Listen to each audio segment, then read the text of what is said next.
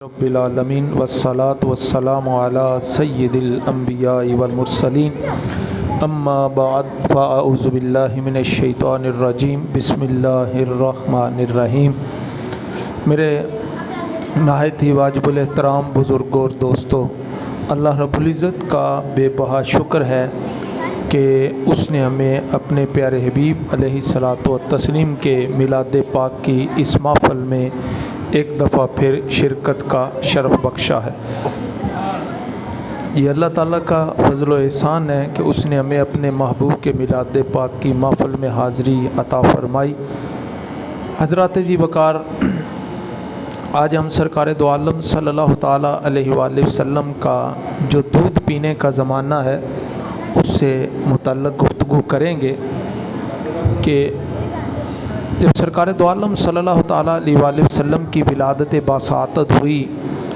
تو اس وقت آپ کے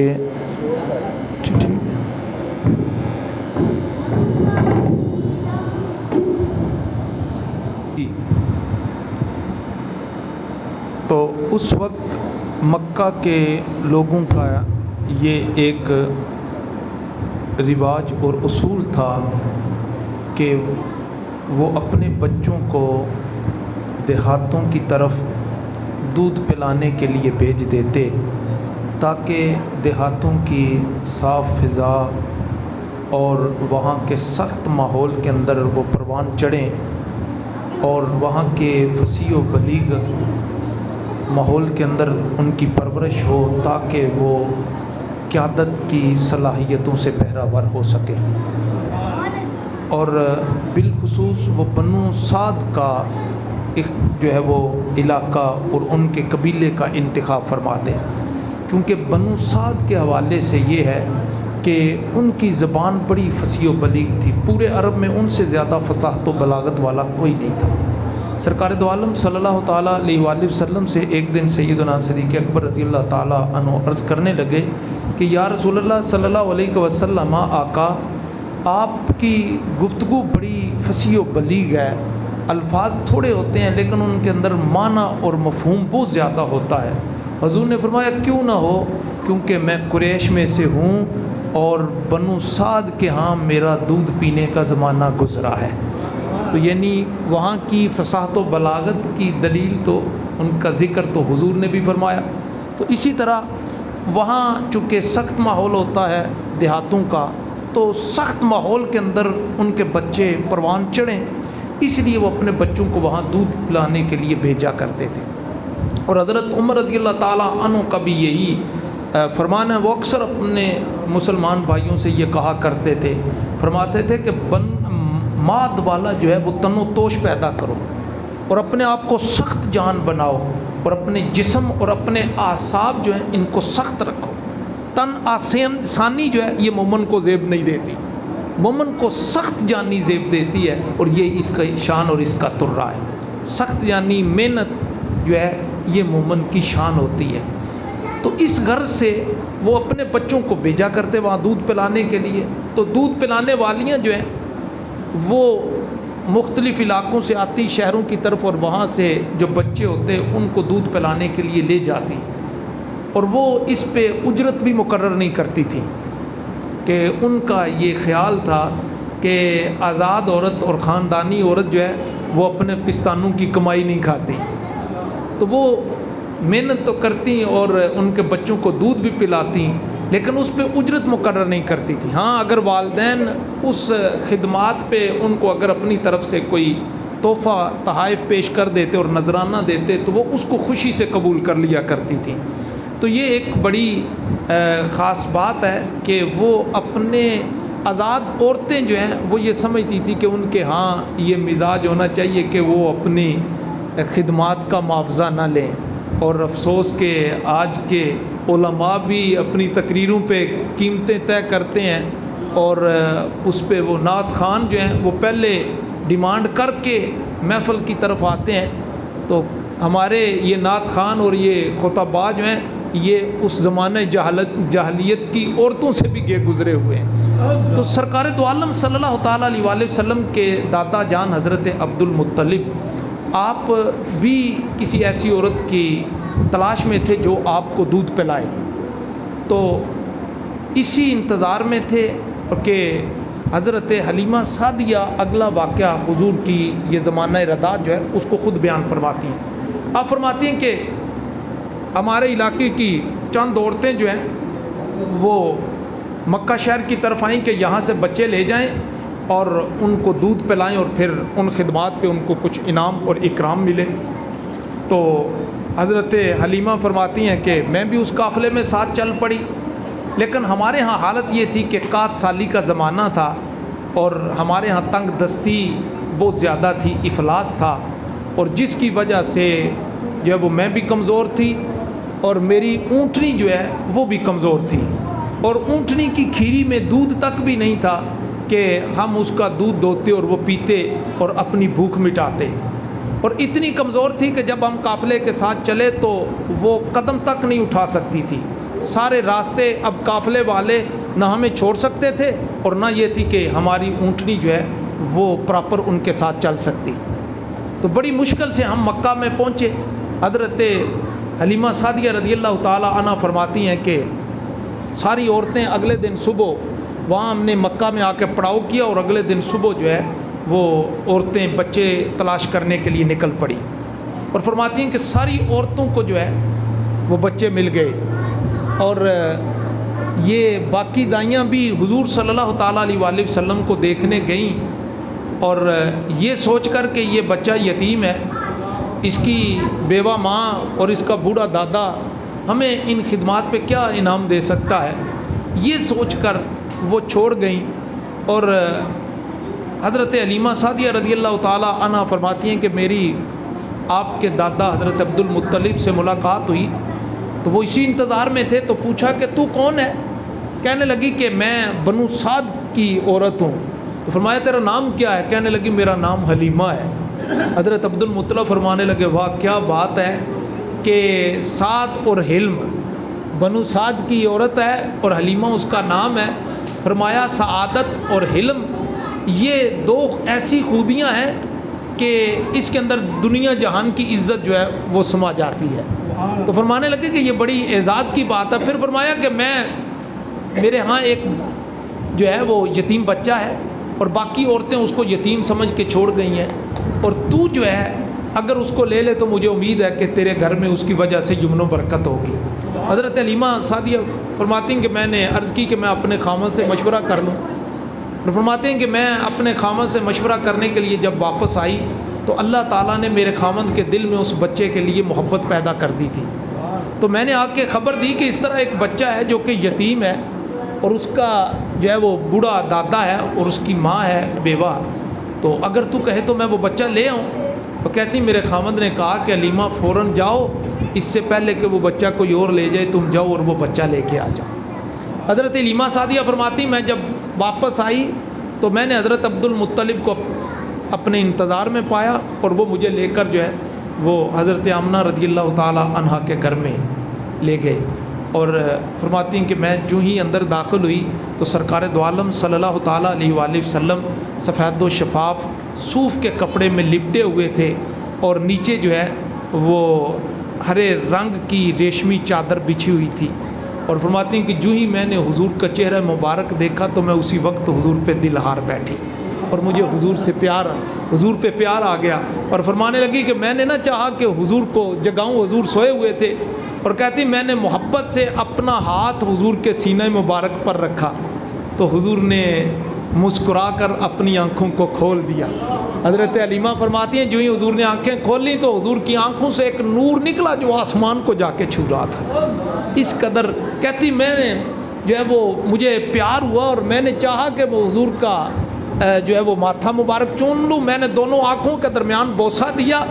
اور حضور کو اٹھا کر سینے سے لگایا اور لے کر میں اپنے گھر واپس پلٹ آئی۔ میں جب اپنے خیمے میں واپس آئی تو میں نے حضور صلی اللہ تعالیٰ علیہ وآلہ وسلم کو دودھ پلانے کے لیے اپنے قریب کیا۔ کہنے لگی کہ میں نے جو ہی حضور کو اپنی چھاتی سے لگایا اس سے پہلے میری چھاتی بالکل خشک تھی، جو ہی حضور کا منہ مبارک میری چھاتی سے لگا تو میری چھاتیوں میں دودھ اتر آیا، میری چھاتی میں دودھ اتر آیا۔ فرمانے لگی کہ پھر حالت یہ تھی کہ میں نے حضور کو دائیں چھاتی سے دودھ پلایا، پھر اس کے بعد میں نے حضور کو بائیں چھاتی کی طرف کیا، تو فرماتی ہیں کہ حضور نے بائیں چھاتی سے دودھ نہیں پیا، کیونکہ اللہ نے حضور کے دل میں یہ ڈال دیا تھا کہ تیرا ایک رضائی بھائی ہے جو کہ جس کا اس دوسرے پستان پہ اور چھاتی پہ حق ہے، اس لیے اگر اس کا دودھ پیا جائے تو یہ نا انصافی ہوگی، اور وہ نبی جو دنیا کو انصاف کا سبق دینے کے لیے آیا تھا، بھلا وہ کیسے نا انصافی کر سکتا تھا۔ حضرت حلیمہ سعدیہ فرماتی ہیں کہ حضور نے سیر ہو کر دودھ پیا جتنا حضور نے پینا چاہا، اس کے بعد پھر میں نے اپنے بیٹے کو دودھ پلایا، تو فرمانے لگی کہ پہلے دن جو ہے نبی کریم علیہ میرے بیٹے نے پہلے دن دودھ سیر ہو کر پیا، رج کر پیا، کہتے اس سے پہلے میری چھاتی میں دودھ ہی نہیں تھا، میرا بیٹا ساری رات روتا رہتا تھا کہ نہ وہ سیر ہو کر دودھ پیتا کہ اس کی بھوک مٹتی اور وہ آرام سے سوتا، اور نہ ہی ہماری اونٹنی کے کھیری میں دودھ تھا کہ ہم دودھ دو کر اس کو پلاتے اور اس کی بھوک مٹاتے اور وہ رات کو سوتا۔ فرمانے لگی کہ وہ ساری رات روتا رہتا اور ہم بھی اس کی وجہ سے بیدار رہتے اور ساری رات بیداری میں گزر جاتی، اور ساری رات جو ہے وہ آنکھوں میں ہم کاٹ دیتے، اور کوئی رات ایسی نہ ہوتی جس رات ہم سکون سے سو سکتے۔ لیکن جب حضور کو ہم اپنے گھر میں لے کے آئے تو کہنے لگی کہ میرے بیٹے نے بھی سیر ہو کر دودھ پیا اور وہ آرام کی نیند سو گیا، جب ہم اس کو سلا چکے تو پھر میرا خامد اٹھا اور اس نے جو ہے وہ اونٹنی کا دودھ دونا چاہا، تو اونٹنی کی جب کھیری دیکھی تو وہ حیران رہ گیا کہ اونٹنی کی کھیری بھی دودھ سے بھری ہوئی تھی، اور کہنے لگی کہ اس نے دودھ دوہا، اور وہ دودھ جو ہے میرے خامد نے پہلے 2 بار پیا، سیر ہو کر پیا، اور پھر میں نے بھی پیا، اس کے بعد پھر ہم نے آرام کے ساتھ میٹھی نیند کے اس رات مزے لیے۔ فرمانے لگی وہ پہلی رات تھی جس دن ہم آرام کے ساتھ سکون سے سوئے تھے، اور اس کے بعد کیا ہے جب صبح اٹھے تو میرا خامن کہنے لگا حلیمہ لگتا ہے یہ ساری کی ساری برکتیں اس برکتوں والے بچے کی وجہ سے ہیں۔ تو حضرت حلیمہ سعدیہ فرماتی ہیں میں نے کہا کہ ہاں میرا بھی یہی خیال ہے کہ میری چھاتی میں بھی دودھ کا اتر آنا اور اونٹنی کی کھیری کا دودھ سے بھر جانا یہ اس بچے کی برکت کی وجہ سے۔ پھر اس کے بعد کہتے ہیں کہ ہم جو ہے وہ قافلہ اب واپسی کی طرف جب نکلا تو باقی بھی عورتیں قافلے میں تھیں، اور میں اسی طرح وہ اپنے بچے لے کر اپنی سواریوں پر بیٹھی، اور میں پھر وہی لاغر اور کمزور اونٹنی پر میں بھی بیٹھی، میرا خامد بھی بیٹھا، اور ہم نے حضور کو بھی بٹھا لیا، اور فرمانے لگے کہ حضور کو ہم نے اٹھایا ہوا تھا، اب اس اونٹنی کی حالت ہی بدلی ہوئی تھی۔ فرمانے لگی کہ اب جو ہے وہ یہ اونٹنی ایسے تھی جیسے چل نہیں رہی بلکہ اڑ رہی ہے، اور دوسری عورتیں کہنے لگی کہ حلیمہ تو رک جا، خدا تیرا بھلا کرے، ہمیں بھی ساتھ ملا لے، یہ کیا ہو گیا کہ تو سب سے آگے جا رہی ہے، اپنی اونٹنی کو آستہ چلا، اچھا یہ تو بتا کہ یہ اونٹنی وہی ہے یا تو نے اونٹنی بدل لی ہے؟ تو کہنے لگی میں نے انہیں کہا کہ بہنوں خدا کی قسم میں نے اونٹنی نہیں بدلی، اونٹنی وہی ہے، دیکھو بدلا ہے تو سوار بدلا ہے، تم دیکھتی نہیں ہو کہ سوار کون ہے؟ پھر کہنے لگی کہ ہم جو ہے وہ خوشی خوشی اپنے گھر پہنچے، اور جو ہی حضور کو ہم گھر لے کے آئے تو فرمانے لگی کہ ہمارا علاقہ سب سے زیادہ قحط زدہ علاقہ تھا، یہاں ایک گھاس کا تنکا تک بھی نہیں تھا، اور یہاں کھانے کو دانہ تک بھی نہیں تھا، اور جب حضور آئے تو پھر یہاں بہاریں ہی بہاریں آ گئی۔ فرمانے لگی کہ میری بکریاں چرنے کے لیے جب باہر جایا کرتی تھیں تو باقی لوگوں کی بکریاں اور ریوڑ بھی جب واپس آتے تو ان کے ریوڑ جو ہے وہ بھوکے ہوتے اور ہماری بکریوں کے پیٹ جو ہے وہ بھرے ہوئے ہوا کرتے تھے، اور ان کی کھیریاں بھی بھری ہوئی ہوتی تھیں کہ ہمارے گھروں کے برتن ختم ہو جاتے تھے، ہماری بکریوں کا دودھ ختم نہیں ہوتا تھا۔ اس طرح ہماری بکریوں کے پیٹ بھرے ہوتے تو کہتے ہیں باقی لوگ اپنے چرواہوں کے ساتھ جھگڑتے اور ان کو ڈانٹتے کہ خدا کے بندو تم جو ہے وہ بکریوں کو صحیح چراتے نہیں ہو، تم وہاں بکریاں کیوں نہیں چراتے جہاں حلیمہ کی بکریاں چرتی ہیں؟ تو کہنے لگی کہ یہ معاملہ تھا، اور سرکار دو عالم صلی اللہ تعالیٰ علیہ وآلہ وسلم کے ساتھ ہمارے گھر میں برکتیں ہی برکتیں آنے لگیں کہ ہر گھر سے کستوری کی خوشبو آنے لگی۔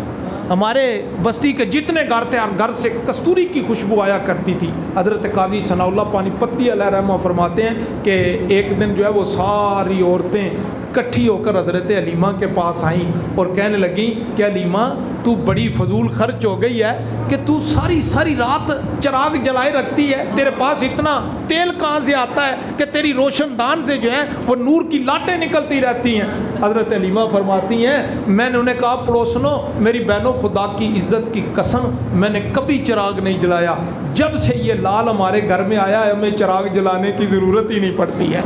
اور ہمیں جس کمرے میں روشنی کی ضرورت پڑتی ہے میں اپنے اس لال کو اٹھا کر اس کمرے میں لے کے جاتی ہوں، اس کے چہرے نور سے وہ کمرہ روشن ہو جاتا ہے۔ حضرت حلیمہ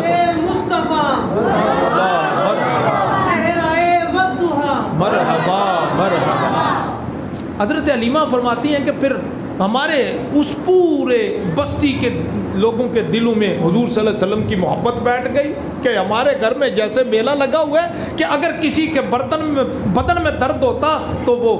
حضور کے پاس لے کے آتے، حضور کا دست شفقت اس تکلیف والی جگہ پہ پھیرتے، اللہ اس کو آرام فرما دیتا تھا، اللہ اس کو آرام عطا فرماتا۔ اور پھر کیا ہے اگر کسی جانور کو کوئی تکلیف ہوتی، کوئی بدنی مسئلہ ہوتا تو وہ جانور کو لے کے آتے، حضور کا دست شفقت پھیرتے، اللہ جانور کو بھی شفا عطا فرما دیتا تھا۔ اور فرماتی ہیں کہ یہ عالم تھا کہ حضور ہمارے گھر میں پلتے رہے، حضور بڑے ہوتے رہے۔ اور پھر فرماتی ہیں ایک دن میں حضور کو گود میں لیے بیٹھی تھی کہ میں نے دیکھا کہ بکریاں ہمارے گھر کے پاس سے گزری اور ایک بکری ریوڑ میں سے جدا ہوئی اور وہ حضور کے قریب آ کر اس نے حضور کے سامنے سجدہ کیا، حضور کے ماتھے پہ بوسہ دے کر وہ آگے پھر چل کے اپنے ریوڑ میں شامل ہو گئی۔ یہ حالات بھی۔ اور فرماتے ہیں جب حضور چلنے کے قریب ہوئے تو پھر حضور اپنی بہن شیمہ کے ساتھ جو ہے وہ بکریاں چرانے جاتے تھی تو واپس آ کے شیمہ خبر دیتی تھی، کہتی ماں بکریاں چرتی نہیں ہیں، بس محمد کے گرد طواف کرتی رہتی ہے۔ تو یہ حضور کی وجہ سے اس گھرانے میں برکت ہی برکت تھی۔ فرمانے لگی کہ سرکار دو عالم صلی اللہ تعالیٰ علیہ وآلہ وسلم کی برکتوں سے ہمارے گھر میں لہریں بہریں ہو گئیں، بہار آ گئی اور ہم خوشی خوشی جو ہے وہ دن گزارنے لگے، اور اللہ تعالیٰ کی اس محبوب کی وجہ سے ہمیں وہ برکتیں نصیب ہوئیں جو اس سے پہلے نصیب نہیں ہوتی تھی۔ پھر فرماتی ہیں ایک دن میں نے دیکھا کہ چاند کبھی ادھر جاتا تو کبھی ادھر جاتا ہے، اور میں حیران تھی، میں اپنے سین میں لیٹی ہوئی تھی اور میرا آسمان کی طرف چہرہ تھا اور میں نے دیکھا کہ کبھی چاند ادھر جاتا ہے اور کبھی ادھر جاتا ہے۔ میں حیران ہوئی کہ یہ چاند کو کیا ہو گیا ہے، اور پھر فرماتی ہیں میں نے دیکھا کہ حضور اپنے پنگوڑے میں لیٹے ہوئے ہیں اور حضور اپنی انگلی کو اس طرح ہلا رہے ہیں، اور اگر انگلی ادھر جاتی ہے تو چاند ادھر جاتا ہے، حضور انگلی کو ادھر لے جاتے ہیں تو چاند بھی ادھر جاتا ہے۔ حضرت عباس رضی اللہ تعالیٰ عنہ آپ فرماتے ہیں یا رسول اللہ آپ پر ایمان لانے کی ایک وجہ یہ بھی ہے کہ میں نے بچپن میں آپ کو دیکھا کہ آپ چاند کے ساتھ کھیل رہے تھے، جدھر آپ کی انگلی جاتی تھی چاند ادھر جاتا تھا، اور اگر انگلی ادھر ہوتی تو چاند ادھر ہو جاتا، چاند آپ کا کھلونا بنا ہوا تھا۔ تو اس وجہ سے بھی میں ایمان لے کے آیا ہوں۔ حضور کے بچپنے کی یہ برکات جو ہے حضرت حلیمہ سعدیہ رضی اللہ تعالیٰ عنہ نے دیکھا۔ فرماتی ہیں کہ پھر ہمارے گھر میں میلہ لگا ہوا ہے، کوئی آ رہا ہے تو کوئی جا رہا ہے، اور ہر کوئی جو ہے وہ مبارک بادیں دیتا ہے، حلیمہ تو کتنی خوش نصیب ہے کہ تجھے اتنا برکتوں والا بچہ مل گیا ہے۔ حضرت حلیمہ سعدیہ رضی اللہ تعالیٰ عنہ نے یہ ساری برکتیں خود بیان فرمائی، اور پھر فرمایا کہ جب حضور کی دودھ پینے کی عمر گزر گئی، 2 سال مکمل ہوئے، تو حضور کے جسم کی بڑھوتری کا عالم یہ تھا کہ حضور جو ہے وہ 2 سال کے ہو کر 4 سال کے لگتے تھے۔ 4 سال کے بچوں جیسا حضور کا جسم مبارک تھا، حضور کی چال ڈھال تھی، اور اس طرح سے اللہ تعالیٰ نے تیزی کے ساتھ اپنے محبوب صلی اللہ تعالیٰ علیہ وآلہ وسلم کو بڑا کیا۔ حضور کو دودھ پلانے میں ایک حضرت سویبہ جو کہ ابو لہب کی لونڈی تھی، انہوں نے بھی حضور کو دودھ پلایا۔ حضرت ام ایمن جو حضور کی والدہ محترمہ حضرت آمنہ کی لونڈی تھی، انہوں نے بھی حضور کو دودھ پلانے کا شرف حاصل کیا۔ اس طرح سب سے پہلے حضرت آمنہ رضی اللہ تعالیٰ عنہ نے دودھ پلایا، پھر اس کے بعد سویبہ لونڈی نے، حضرت سویبہ رضی اللہ تعالیٰ عنہ نے، پھر حضرت حلیمہ سعدیہ نے، پھر حضرت ام ایمن نے، ان ہستیوں نے حضور صلی اللہ تعالیٰ علیہ وآلہ وسلم کو دودھ پلانے کا شرف حاصل کیا ہے، اور اس کی برکتوں سے وہ بھی مالا مال ہوئی ہیں۔ اللہ تعالیٰ ہمیں سمجھنے کی اور عمل کرنے کی توفیق عطا فرمائے۔ وما علیہ الا البلاغ المبین۔